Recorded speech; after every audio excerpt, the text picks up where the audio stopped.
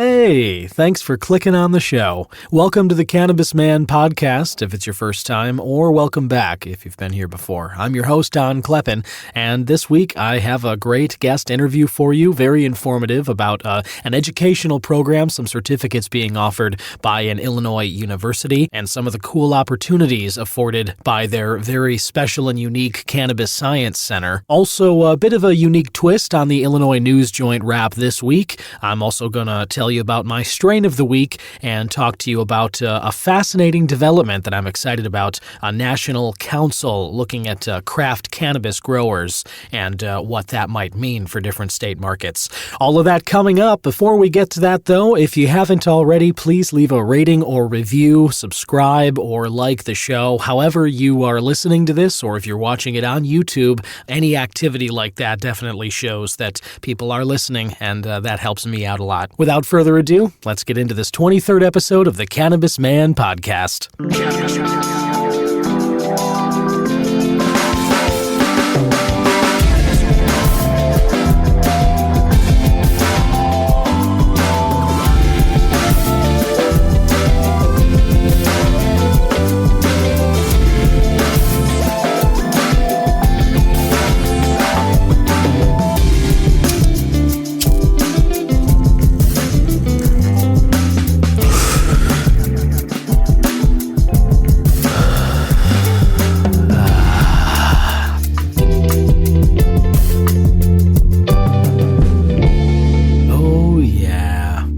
Stuff, listener.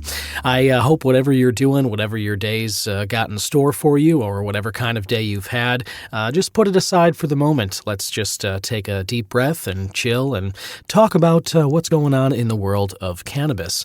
And with that, I'd like to share with you my strain of the week. This is the strain of cannabis that has been fueling my days. Lately, the last few days or so, I have been smoking on White Wedding. This is a hybrid strain. It's made from crossing wedding cake and GSC.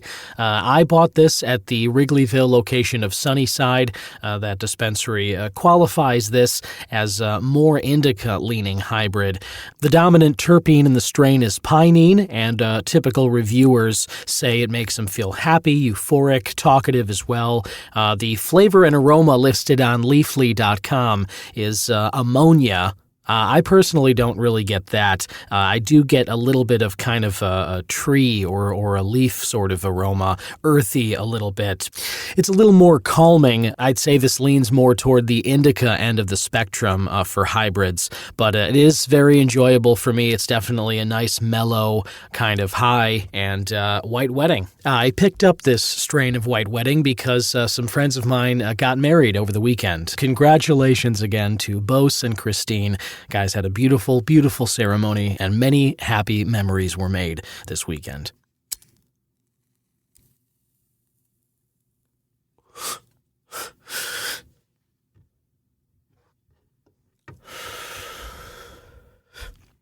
Yes. Now it is time for the News Joint wrap. It is brought to you by IllinoisNewsJoint.com. That's right, think of it as the joint you can hit for all your Illinois cannabis news and reviews. And this week for the News Joint wrap, I wanted to focus on one story in particular. Normally I like to go through a few of them, but this one I figured was worth some attention. High Times announced the 2022 Cannabis Cup winners, and IllinoisNewsJoint.com did an expose showcasing all of the winners, and I thought it was worth going through the list and just sharing with you which winners in various categories deserve your attention and that High Times says are the best around. High Times announced these winners on September 18th, the Sunday, and Jason Brown at IllinoisNewsJoint.com put out the article that same day. The recreational category Indica Flower winners will start there.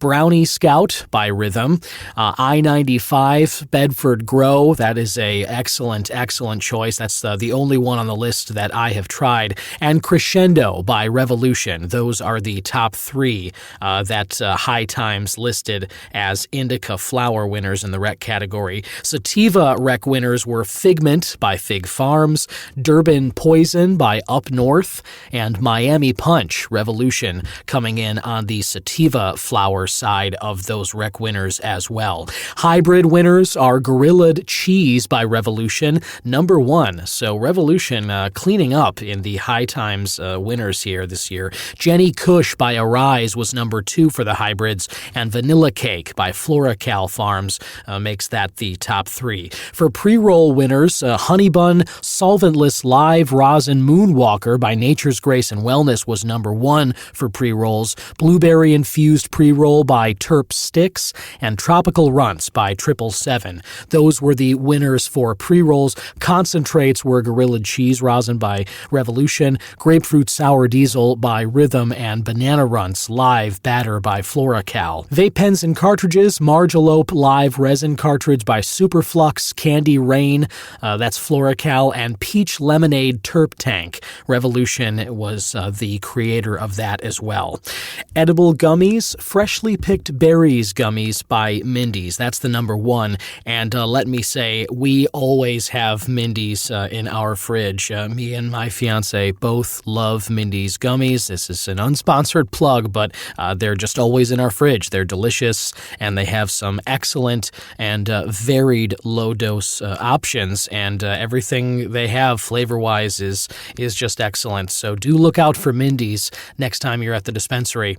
Cherry Cola Gummy Bites by Matter and Bedford Grow Citrus Twist Gems. Bedford Grow also, gotta say, everything I've tried by them is top-notch. Non-gummy edible winners, Windy City Bites by Incredibles, Mint Cookie Crunch Chocolate Bar by Nature's Grace and Wellness, and Citrus Blue Caramel by Sweet Life by Hannah. In the medical category, some different winners here.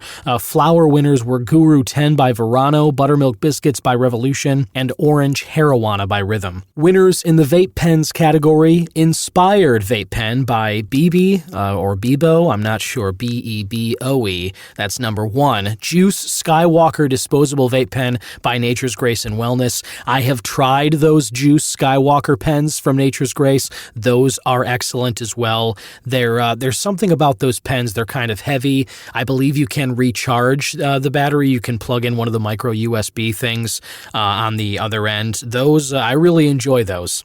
And Sunshine OG Reserve Live by Verano. That's the number 3. And the edibles, Strawberry Lemonade Gems by Bedford Grow, Birthday Cake Pretzel Balls by Nature's Grace and Wellness. Those are quite tasty. And Pineapple Raspberry Gummies by Encore. Those are the High Times Cannabis Cup winners in various categories, recreational and medical, for 2022. And remember, you can always check out IllinoisNewsJoint.com for any more information about these winners of the High Times Cannabis Cup, or any cannabis-related news or events coming up around Illinois that might be worth your attention. All of that always at IllinoisNewsJoint.com. Listener, my guest today is a professor at Illinois University, and he is a big part of a very exciting department that they have there. It is the Southern Illinois University Cannabis Laboratory, and my guest today is a doctor and professor who is playing a big role in the education and learning that's being done there all the time.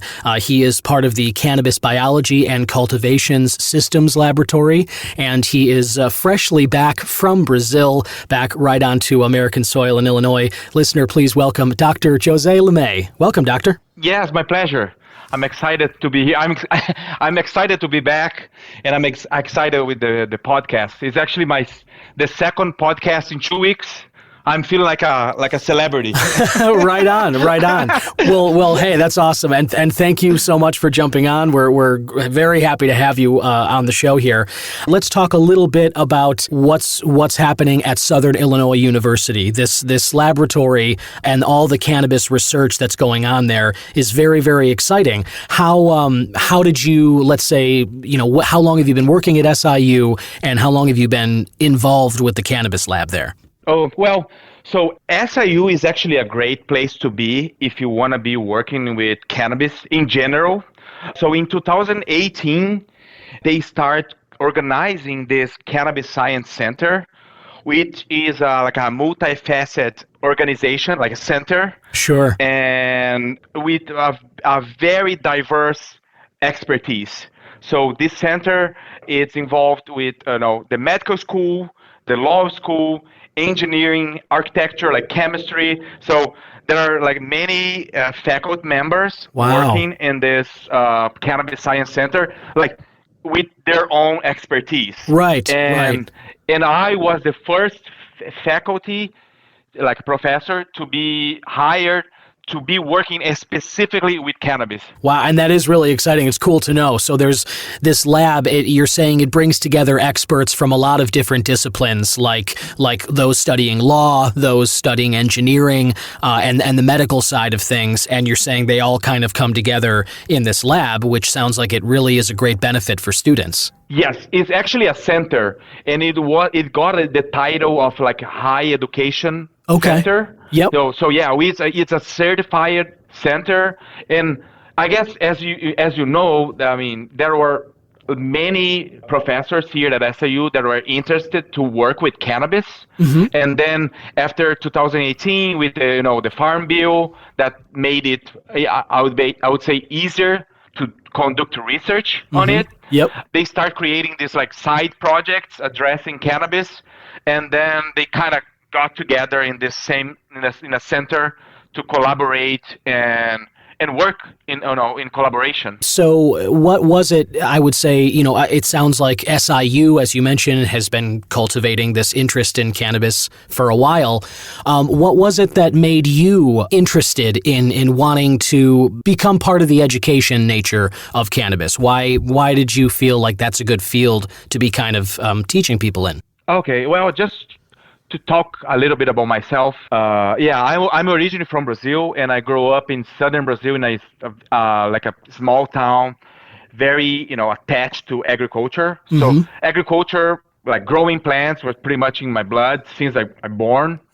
And so my bachelor degree was in agronomy. So, and then my master degree in precision my master degree at Auburn University, I study precision agriculture. Okay. And during my PhD at Virginia Tech, it was the first time I was exposed to cannabis.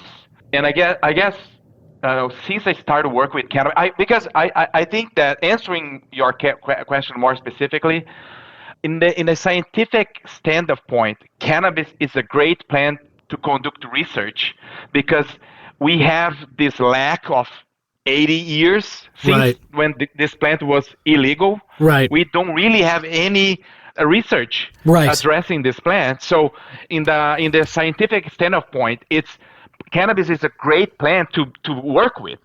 So we have a lot to learn.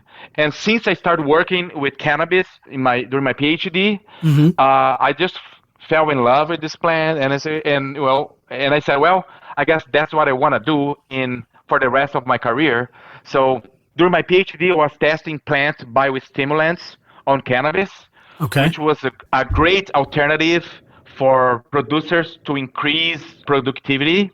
As cannabis, as a new plant, very few products were allowed to be applied on cannabis, because we don't really have like studies to validate the effects of these commercial products on cannabis. So these biostimulants, or as organic compounds, they were allowed to apply on cannabis. And then I started testing this plant biostimulants on cannabis, and from them, I finished my PhD, and I started applying for positions in academia and cannabis. And was during the pandemic, was hard to find a job in general. And to find a job specifically in academia and cannabis was almost impossible. So like I'm so happy that I got this position here at SIU, and we are growing this cannabis science center and the cannabis program in general, and it's awesome to be here. That is awesome, and I can totally understand, just based on your story there, about kind of the huge gap in our knowledge, like you said, of cannabis, because there hasn't been any sanctioned research. There hasn't been research that was allowed the same way that we researched things like tobacco, alcohol, other drugs that maybe we were prescribing people that the government allowed research for, we have a large log of research going back to, the 1920s and 30s and before, ever since they were introduced. Whereas cannabis, ever since it was made illegal, prohibited in 1937, there hasn't been any kind of any ability of anybody to conduct legitimate academic research on it, aside from, a handful of programs and stuff. And I can see why then you were so interested in delving into the mystery of this plant that is so widely used and such. What is something that about cannabis, that when you were falling in love with it, what is something about it that, really compelled you to want to learn more, some aspect of the plant? Oh, there are many aspects that I can talk about. Yeah. First thing is like all these myths that you see, these YouTubers, these basement growers talking about, some, snake oils that can increase productivity or can, Sure. So there, I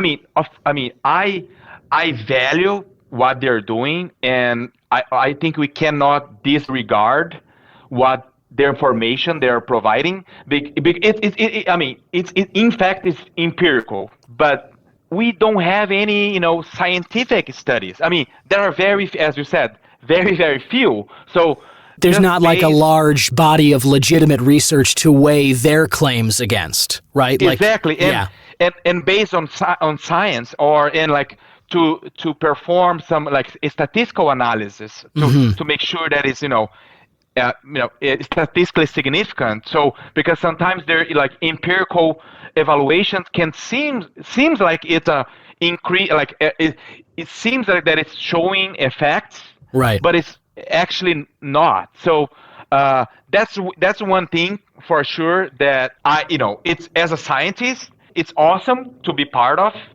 Cannabis, especially when you're growing cannabis for cannabinoids production, THC, CBD, whatever cannabinoids you're trying to extract from the plant, the relationship of the cannabis plant with the environment or with the management that you're applying on that plant, it can tweak the cannabinoids production. So it's also very important, and we don't really have studies to I would say guide the producers throughout this management. Right. And also one more aspect is I have been in agriculture for a long time, and for example, corn or soybeans, we do have a fertilization recommendation, especially here in Illinois, for every single county of Illinois, or even in the entire Midwest. Right. But for cannabis, what is the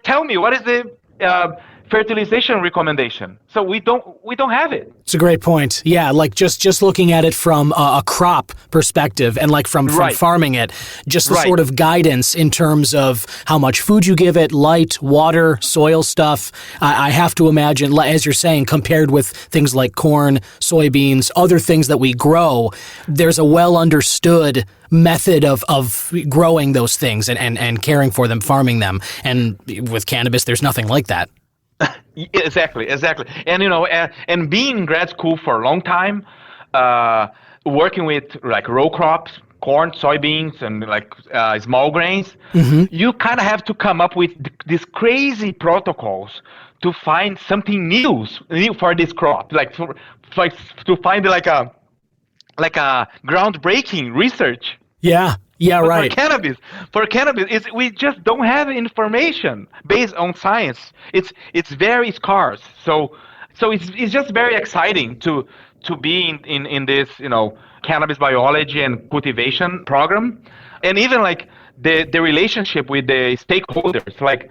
If you're a farmer that you're growing corn in Illinois for the same family for 100 years, right? And their family, the same family growing corn in the same area, it's really hard as a scientist to try to convince the farmer that the management that they're doing, it's not the best you know. Right. Yeah. But for cannabis, they are hungry for information. The cannabis producers, they really want more information. So it's it's a totally different interaction in of like a scientist with the Yeah. stakeholders work with cannabis than other crops, Yeah, yeah. other Well, plants. that's a really, really interesting perspective that you put out there just now. I mean, these legacy farmers that you talk about, the people who have been doing it for generations in the same places, it makes sense to me. It's human nature that someone whose family's been doing it forever, they sort of operate like they know everything about it, or at least you would understand how their perspective as a perceived expert, they might not be as open to a scientist coming to them with new information saying, hey, you can actually do this a little bit better. I can understand how a legacy farmer would sort of maybe say, well, thanks, but no thanks. I'm pretty good with what I'm doing, versus these cannabis producers, since no one's been doing it legally with giant operations in a farming capacity, since no one's been doing it for that long, certainly not generations in any kind of legitimate way, I get how there isn't that ego, there isn't that resistance to new suggestions or criticisms, Yeah, exactly. And especially a scientist from Brazil with a thick accent saying, the farmers would say, oh, he doesn't know anything about this area. My family is growing corn here for 100 years. I know better. Right. Yeah. But again, I mean, it's just a sort of, it's one of those, I think, biases. It's a gap in sort of our logic as human beings, right? Like the bias that seeps in from different areas. That's just an example right there of I think people who, could benefit greatly from what you're saying. And yet it's like, somebody not taking directions for traffic. You know what I mean? Like from Right. a local, it's like, no, I don't really need any help. I don't need a map. I can figure it out on my own. But you're like, okay, well, just keep doing what you're doing then. But so what if people who are listening who want to be involved, whether prerequisites or how can somebody, if they're interested in SIU's Cannabis Center, how can they get involved and benefit from it? Okay, so I will say for my program, because as I mentioned that the Cannabis Science Center, it's a center with many different expertise. Right. But we are connected, and I'm actually very connected because let's say if like a professor from med school needs some plants to like smokable flower to conduct like an experiment or like a test. Right. They will ask me for the plants, so I'm a big part of the center because I'm responsible for growing the plants. It's the beginning of everything. So in order to do any type of test, doesn't matter what is your expertise, you need the plants. But for the cannabis biology and cultivation systems, so I'm like my position is divided 51% in horticulture and 49% in plant science, School of Biological Science.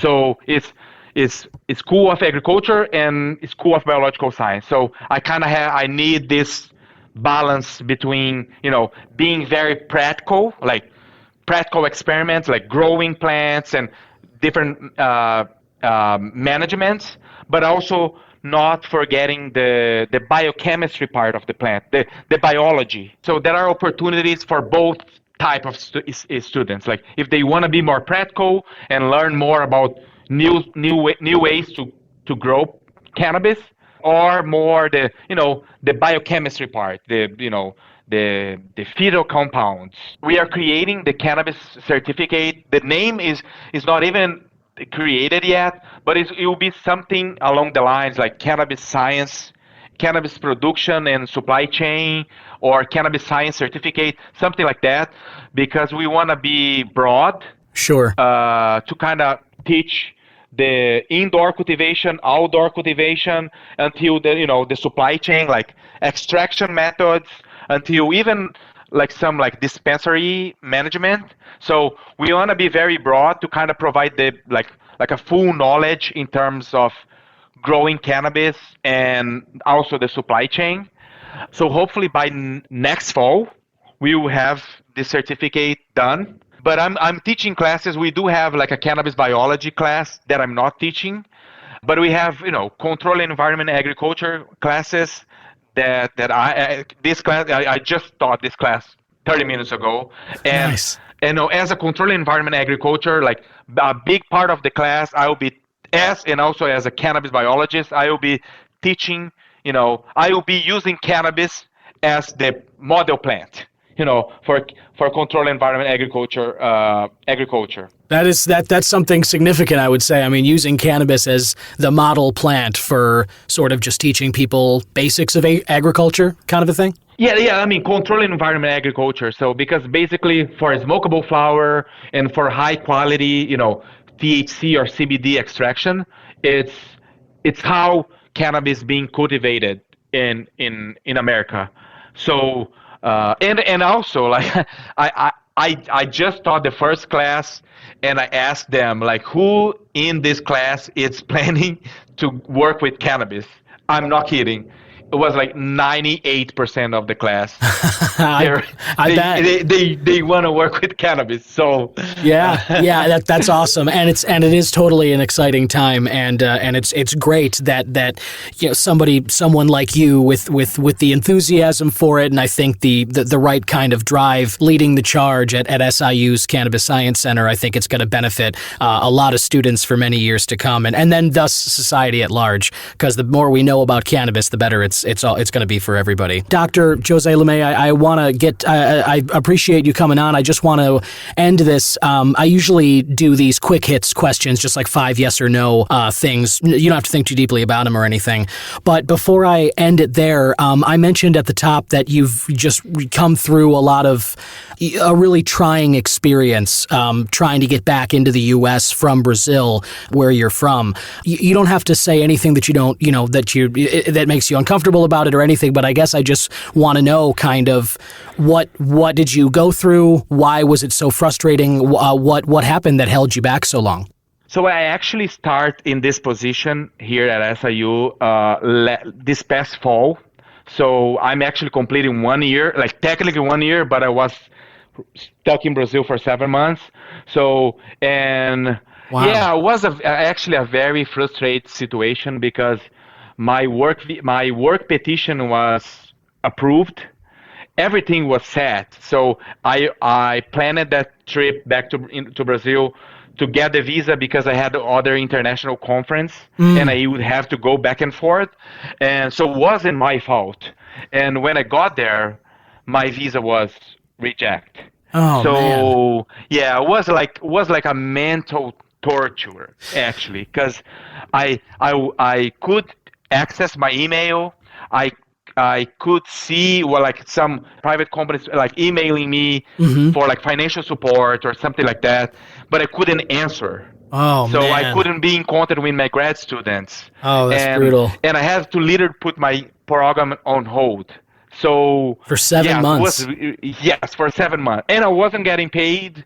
So I had to survive there for 7 months with no income, and I was paying rent here in America, like rent, car insurance, health insurance, everything. So yes, that's awful. Yes, it was terrible, and yeah, I'm not gonna lie, I freaked out a few times during this 7 months. I bet.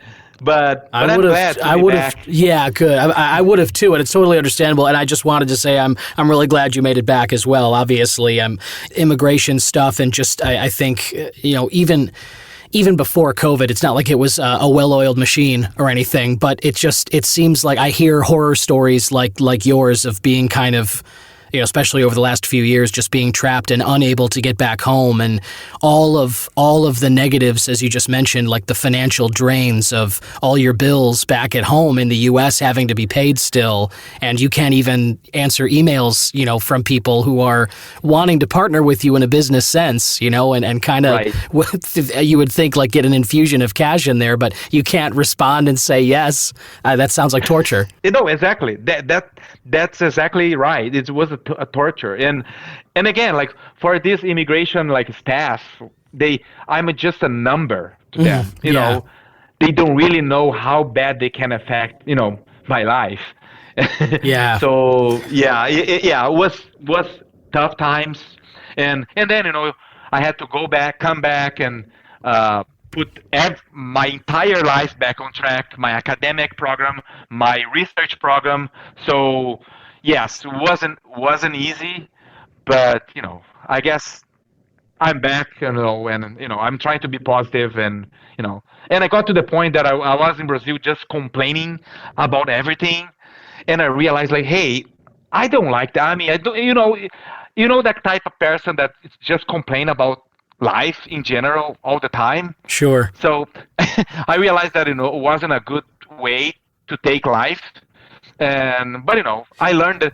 I mean, the thing, as I said, it wasn't my fault. So, but was a tough experience. But I learned with that experience, though. Yeah. Like, I think that's a really great perspective to take from it. I mean, as you said, it's not like you could have done anything differently to avoid this, but even just kind of getting to that place of like, you know what, I'm hearing myself complain a lot, and I don't want to be that guy anymore. So I'm gonna just try and focus on the positive. And it seems like you've come through it, and it seems like you are on the other side of that. So good on you. I mean, it's not, I think we all know people like that who do complain all the time, and it can be easy. It's easy to point at things that are going wrong, or that you'd like things to be one way and they're another, and so you just gripe about it. But ultimately, that doesn't really help anything, and it doesn't make anybody want to stick around you for too long after a while. I agree. But also, it can be like an example for like my grad students when they start complaining about, it's too much, I have too much to do, and then I say, you know what? I know what is hard. It's right. To be in Brazil for 7 months with no income, and kind of seeing your like professional career going to the drain. Right, exactly. You have a really powerful example. When anybody comes to you and says, "Hey, man, I'm having a rough day," you're like, "You don't even know what a rough day is." All right. Exactly. Well, listen, Dr. Jose Leme, again of the SIU Cannabis Science Center. Let me just wrap this up with these quick hits questions for you, if you don't mind. First one I start with is morning bird or night owl. Which are you? Oh, morning bird for sure. Right on, morning bird. Yeah. Okay. Favorite music? What do you rock out to if you're getting into if you're about to get into a clash session, or you just got back into the States? Like, what's some music that's gonna get the party up to a 10? Well, yeah, I actually like country music. Nice. And electronic too, like some house music. Yeah, I like both. Yeah, it's very diverse. Yeah. But I like country music when I'm like, just tripping and driving. Sure. And I do like some like house music and electronic. Nice. Very cool. Number 3, quick hit, sports teams. I noticed in one of your bios that you played handball, I think. Yes. Just what's a sport that you watch if if a game is on, or a team you support? Oh, well, I mean, considering the American standards, I'm a Vikings fan because I lived in North Dakota for 10 months, and was my first experience in America. And so I became a Vikings fan. Okay, you're an adopted Minnesota Vikings fan. I gotcha. Yeah, I guess North Dakotans, it's the only team they can support. Yeah, they right. Don't really have any. Yeah, that's all. That's the closest team they've got. I get it. I get it there. Yeah, but I also really like to watch UFC. Like UFC it's sure. Yeah. There was a fight Saturday night. Yes. I can't remember the names, but I saw the videos everywhere Sunday. That looked like a pretty intense one.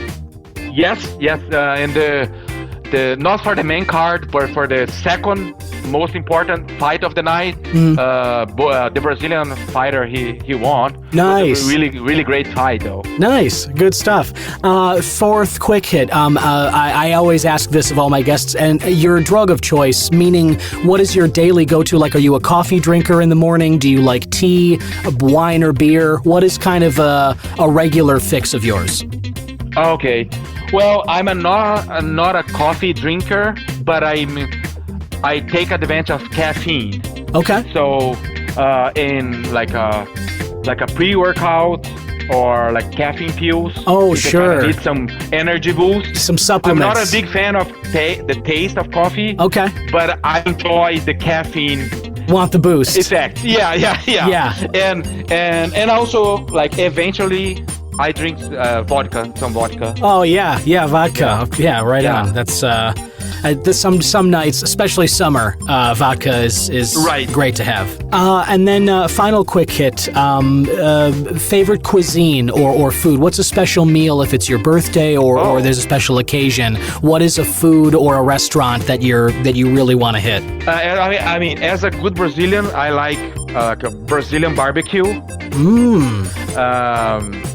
Yeah, I really like red meat. Yeah, that's my favorite. Yeah, Brazilian steakhouses. Yeah, steakhouse. Yes. Sure. Yeah, I'm a big fan of Fogo de Chão. That is Right. one of my favorite places to go to for special stuff. I know what you mean there. And but for like considering American food, my favorite American food is biscuit and gravy. Biscuits and gravy.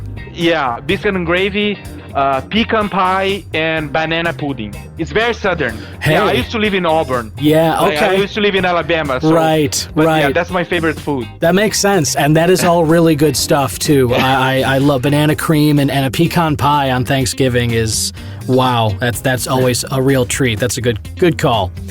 Well, listen, Dr. Jose Leme, again, of the Cannabis Biology and Cultivation Systems Lab at the SIU Cannabis Science Center.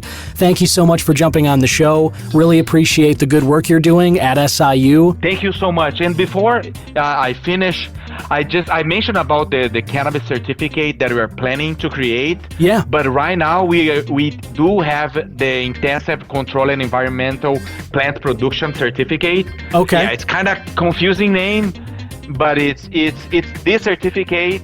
It's already available. Got it, at SIU. For SIU students and for non-students.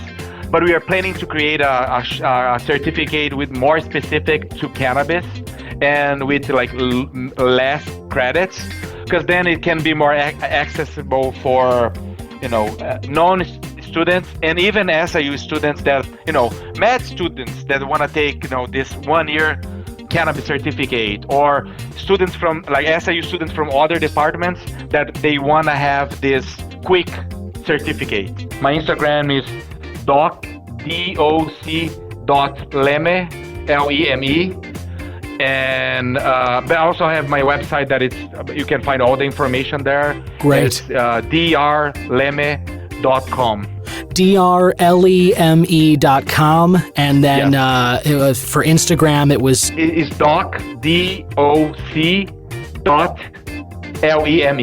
Yeah. doc.leme on Instagram. Gotcha. doc.leme. Yeah. Got it. We have a dot between doc and Leme. Got it. Well, hey, listen, thank you so much, and appreciate you sharing the ways that anybody can get more information about these programs there. And I look forward to talking with you again in the future. This is exciting stuff. Yes, we'll be doing, conducting very interesting research, and yeah, I will be happy to talk to you again. And I really appreciate what you're doing. We do have to kind of, bust or decrease or minimize this taboo against this plant, and the work you're doing, it's helping us, in this matter. And like what you're doing, what Jason from, Illinois Joint. Yes, Illinois News Joint, absolutely. News Joint, yeah. I really appreciate, the work you guys are doing, because, especially in academia, this taboo is still really strong. Oh, yeah. But the way to kind of, bust it or decrease it, it's just talking about it. Right. And just prove that, this plant is just a regular plant that deserves to be scientifically addressed as any other plant. Totally, and thank you for saying that. I couldn't agree more. That is exactly why I'm doing what I'm doing, is because I want to try and bust up that stigma and this sort of antiquated reefer madness that is still just baked into a lot of the connotations in a conversation about cannabis. So I look forward to talking with you again in the future. I know you're doing exciting work, and the new research that comes out of SIU and all the great information that the students take away from there. Like I said, I think it's going to benefit all of us for years to come. So thanks a lot. Yes, I appreciate it. And let's keep in touch, and let's spread the good word. Thank you. Thank you. Bye-bye. Bye-bye.